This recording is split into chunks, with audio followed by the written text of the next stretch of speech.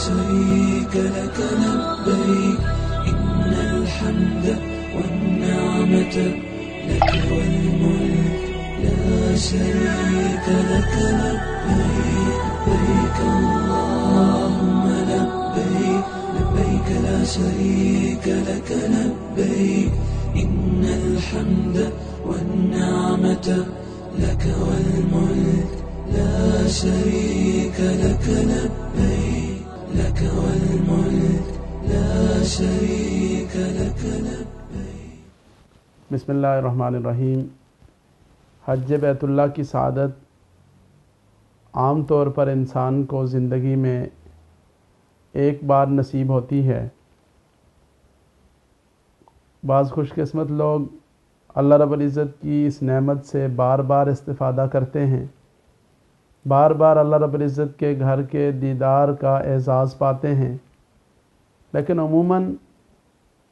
ایک دفعہ زندگی میں حج فرض کی ادائیگی کا اعزاز ملتا ہے. اس لیے اس عبادت کے لیے زیادہ اہتمام کی، زیادہ تیاری کی، زیادہ فکر مندی کی ضرورت ہوتی ہے. حج بیت اللہ کا مبارک سفر جب درپیش ہو تو اس سے پہلے کم از کم 5 چیزوں کا اہتمام ہو. نمبر 1، نیت کی اصلاح کر لی جائے. نیت کو خالص اللہ کی رضا کے لیے کر لیا جائے، اس لیے کہ دین کی جو بنیاد ہے، اعمال کا جو دار و مدار ہے، وہ نیت کے اوپر ہے. اللہ کے نبی صلی اللہ علیہ وسلم نے ارشاد فرمایا انما الاعمال بالنیات، اعمال کا دار و مدار نیت پر ہے. اگر خدا نخواستہ لوگوں کو دکھانے کے لیے حج کا ارادہ کیا، اگر خدا نخواستہ حج کے اندر ریاکاری کا عنصر شامل ہو گیا، تو پھر اللہ کے نبی صلی اللہ علیہ وسلم نے ارشاد فرمایا من صلی یرائی فقد اشرک ومن صام یرائی فقد اشرک، کہ جس شخص نے ریاکاری کی غرض سے نماز پڑھی اس نے شرک کا ارتکاب کیا، جس نے ریاکاری کی نیت سے روزہ رکھا اس نے شرک کا ارتکاب کیا. اور اللہ رب العزت کے در پر حاضری، اللہ رب العزت کی بارگاہ میں حاضری، اگر خدا نخواستہ اس میں ریاکاری کا تھوڑا سا شائبہ بھی ہے تو یہ بڑی خطرناک بات ہوگی. اس لیے اس بات کا اہتمام ہو کہ نیت کی اصلاح کر لی جائے، اور صرف ایک دفعہ اصلاح کر لینا کافی نہیں، بلکہ بار بار اپنی نیت کا جائزہ لے، اپنے آپ کو جانچے، اپنے آپ کو ٹٹولے کہ اس کی نیت، اس کے دل کا جو رخ ہے وہ صرف اور صرف ایک رب کی طرف ہے، یا خدا نخواستہ اس کے دل میں کسی اور کی آمیزش بھی ہو گئی ہے. اگر آؤٹنگ کا ارادہ شامل ہو گیا، اگر شاپنگ کا تصور بیچ میں آ گیا، اگر لوگوں کو دکھانے کا شبہ پیدا ہو گیا، اگر اس بات کا خیال آ گیا کہ لوگ مجھے حاجی کہیں گے، اگر اس بات کا خیال آ گیا کہ جب میں حج کے لیے جاؤں گا تو زیادہ سے زیادہ تصاویر بنا کے وہ سوشل میڈیا پہ میں شیئر کروں گا، یہ ساری چیزیں اگر حج کے اندر شامل ہو جاتی ہیں تو پھر یہ بڑی خطرناک بات ہو جائے گی. اس لیے سب سے پہلا کام جو کرنا ہے وہ نیت کی اصلاح ہے، وہ نیت کی پہرے داری ہے، وہ نیت کے بارے میں خبردار رہنا ہے. جب نیت درست ہو جائے گی تو یہ ایک ایسی بنیاد ہے جس پر قائم ہونے والی جو پوری عمارت ہے وہ اللہ رب العزت کی رحمت سے، اللہ رب العزت کی رضا کا باعث بنے گی. اور اگر خدا نخواستہ نیت میں میل آ گیا، اگر نیت میں کسی قسم کی کجی اور کوتاہی در آئی، تو پھر پوری کی پوری جو عمارت ہے وہ عمارت وہ ناقص ہوگی، وہ پوری کی پوری جو عمارت ہے وہ ایسی ہوگی کہ جو اللہ کی رضا کے حصول کا ذریعہ نہیں بن سکے گی. دوسری چیز جو حج کی تیاری کے لیے ضروری ہے وہ ہے اللہ رب العزت سے اپنے گناہوں کی معافی، توبہ و استغفار کا اہتمام، اللہ رب العزت کی بارگاہ میں رو رو کر، گڑ گڑا کر اس بات کا اہتمام کرنا کہ میرے گناہوں کو اللہ اپنی رحمت سے معاف فرما دیں. اور اللہ رب العزت کی ذات بڑی کریم ذات ہے، بڑی مہربان ذات ہے. جب اللہ کا بندہ اپنے رب کی بارگاہ میں صدق کے دل سے توبہ کرتا ہے، اپنے گناہوں کی معافی مانگتا ہے، اپنی کوتاہیوں کی تلافی کا ارادہ کرتا ہے، تو اللہ رب العزت اس کے لیے درگزر والا معاملہ فرماتے ہیں۔ وہ جب اپنے رب کے دروازے کو کھٹکھٹاتا ہے تو اللہ کے دروازوں کو، اللہ رب العزت کی رحمت کو بہت وسیع پاتا ہے۔ اب خود تصور کریں کہ رب ذوالجلال کی بارگاہ میں جانا ہے، گناہوں کا بوجھ لے کر، کوتاہیوں کی سیاہی لے کر، غلطیوں کا بوجھ اٹھا کر اگر ایک انسان اپنے رب کی بارگاہ میں جائے گا تو کتنی شرمندگی اور ندامت والی بات ہوگی۔ اس لیے خوب روئے، خوب گڑ گڑائے، کوشش یہ کرے کہ اس کی زندگی میں، اس کے نامہ اعمال میں جتنی سیاہی اور آلودگی ہے وہ اس کے آنسوؤں سے دھل جائے، اور جب وہ سیاہی اور آلودگی آنسوؤں سے دھل کر پاکیزہ ہو جائے گی، پھر اپنے رب کی بارگاہ میں جانے کی کیفیت اور ہوگی۔ ورنہ اللہ کی بارگاہ میں جانا اور رسول اللہ صلی اللہ علیہ وسلم کے روضہ اطہر پر حاضری، یہ شرمندگی اور ندامت کا باعث بن سکتی ہے۔ اور تیسری چیز، اپنے رب کے ساتھ معاملات کی درستگی ہے۔ انسان جائزہ لے کہ اس کا جو رزق ہے وہ حلال ہے یا حرام، کہیں وہ سودی کاروبار میں تو ملوث نہیں، کہیں وہ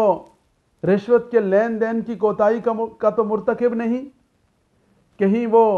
خیانت کے ذریعے سے، کرپشن کے ذریعے سے تو مال جمع کرنے کا ارتکاب نہیں کرتا، کہیں اس کے طرز عمل میں، اس کی تجارت میں ملاوٹ اور ناجائز منافع خوری کا جو خرابی ہے وہ تو اس کی زندگی کا حصہ نہیں۔ اپنا محاسبہ کرے، اپنا جائزہ لے، اور اس بات کا اہتمام کرے کہ رب ذوالجلال کے ساتھ جو اس کے معاملات ہیں وہ درست ہو جائیں۔ نماز میں اگر کوتاہی ہو رہی ہے، اس کوتاہی کی تلافی کرے، نماز کے اندر مستقل مزاجی کا اہتمام کرے۔ اگر خدا نخواستہ زکوٰۃ کی ادائیگی میں کوتاہی کی تو یہ اہتمام کرے کہ حساب لگا کر زکوٰۃ ادا کر جائے۔ اگر سودی لین دین ہے تو اس سے توبہ تائب ہو جائے۔ اگر کوئی خیانت، کوئی کرپشن، کوئی رشوت اور کسی قسم کی کوتاہی کا ارتکاب کیا، کاروبار میں، تجارت میں، ملازمت میں،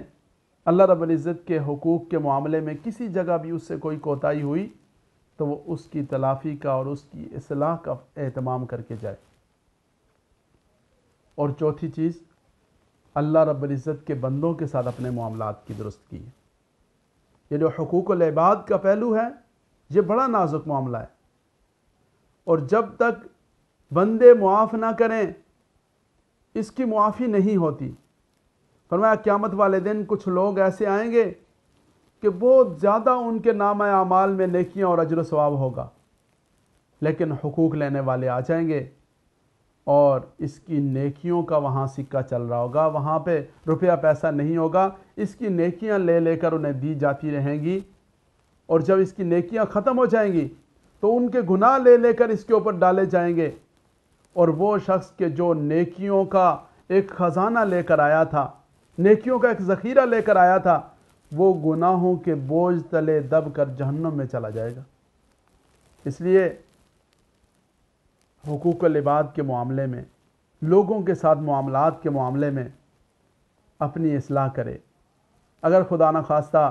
کسی کے ساتھ ناراضگی یا قطع تعلقی ہے، اللہ کی رضا کی خاطر معاف کر دے، سلام کرنے میں پہل کرے، صلح صفائی کرنے میں پہل کرے، بڑے پن کا مظاہرہ کرے، چل کر جائے اور جا کر اجازت لے، سلام کہے، اور کسی کا مال لوٹا، کسی کی زمین پہ قبضہ کیا، کسی کے ساتھ زیادتی کی، کسی کی حق تلفی ہوئی، کسی کو مارا، کسی کو ڈانٹا، کسی کے ساتھ گالم گلوچ ہو گئی، ہر ایک معاملے میں معافی تلافی کا اہتمام کر کے یہ تہیہ اور فیصلہ کر لے کہ میں اپنے رب کی بارگاہ میں جا رہا ہوں، اور اب سے میں اپنے رب کی مخلوق، جس کو اللہ کا کنبہ کہا گیا، الخلق عیال اللہ کہا گیا، اور یہ فرمایا گیا کہ اللہ کی نظر میں سب سے محبوب وہ ہے جو اللہ کی مخلوق اور اللہ کے کنبے کے ساتھ سب سے اچھا ہے، تو میں آج سے یہ اہتمام کروں گا کہ لوگوں کے حقوق میں کسی قسم کی کوتاہی اور زیادتی کا مرتکب نہیں ہوں گا۔ اور پانچویں بات جو حج بیت اللہ کے سفر کے لیے جاتے ہوئے جس کا اہتمام کرنے کی ضرورت ہے وہ ہے حج کے اعمال، حج کا طریقہ، حج کے احکام، حج کے حوالے سے ہدایات، حج کے حوالے سے اسلامی تعلیمات، ان کو سیکھنے کا اہتمام۔ علماء کرام سے، مفتیان اعظام سے ایک ایک بات پوچھے، سیکھے، مستند کتابوں کا مطالعہ کرے، اور صرف کسی ایک آدھ ٹریننگ میں جانے پر اکتفا نہ کرے بلکہ بار بار سیکھے، بار بار دہرائے۔ اس لیے کہ یہ جو حج کا عمل ہے، حج کے جو اعمال ہیں، حج کی جو ہدایات ہیں، یہ چونکہ آدمی زندگی میں کبھی کبھی اللہ یہ سعادت نصیب فرماتے ہیں، اس لیے انہیں یاد رکھنا یا ان کا استحضار ہونا بڑا مشکل ہے۔ جتنا اہتمام کریں گے، جتنا سیکھیں گے، جتنا پڑھیں گے، جتنا جانیں گے، جتنے سوالات کریں گے، انشاءاللہ العزیز اللہ رب العزت کی رحمت سے اللہ رب العزت حج کی جو عبادت ہے اس کا فہم نصیب فرمائیں گے اور اس کو صحیح معنوں میں اس کی ادائیگی کی توفیق عطا فرما دیں گے۔ اور جب حج کی ادائیگی سیکھ کر احکامات جان کر کریں گے تو وہ حج مبرور بنے گا انشاءاللہ۔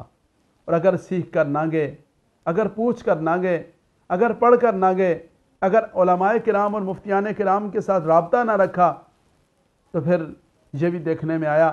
کہ بہت سارے لوگ پیسہ خرچ کر کے جاتے ہیں، وقت لگا کر جاتے ہیں، سفر کی مشقتیں برداشت کرتے ہیں، لیکن ان کا جو حج ہوتا ہے اس حج میں حج کے ارکان تک وہ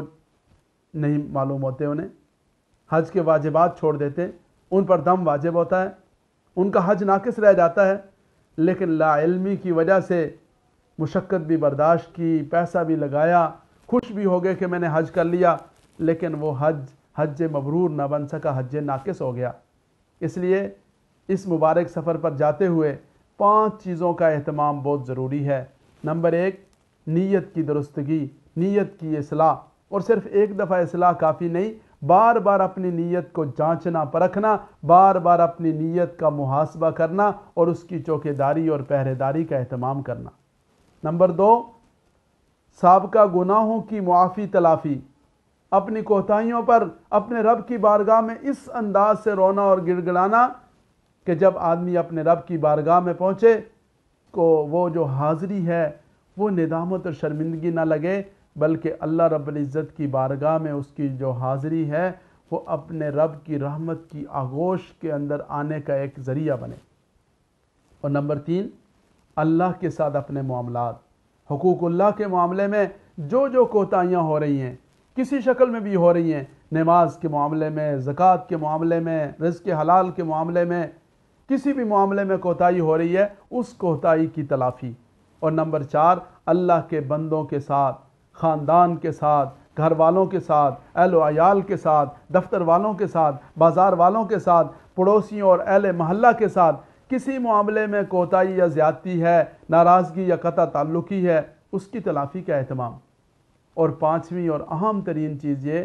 کہ حج کے احکام اور حج کی تعلیمات کو اچھی طرح سے سیکھ کر جانا چاہیے تاکہ انسان کا جو حج ہے وہ حج مبرور بن سکے، وہ حج مقبول بن سکے۔ اللہ رب العزت کی ذات سے دعا ہے اللہ تعالیٰ مجھے اور آپ کو حج کے مبارک سفر پر روانہ ہونے سے پہلے ان 5 باتوں کا اہتمام کرنے کی توفیق نصیب فرمائیں۔ وآخر دعوانا ان الحمدللہ رب العالمین۔ لك والملك لا شريك لك لبيك، لك والملك لا شريك لك لبيك۔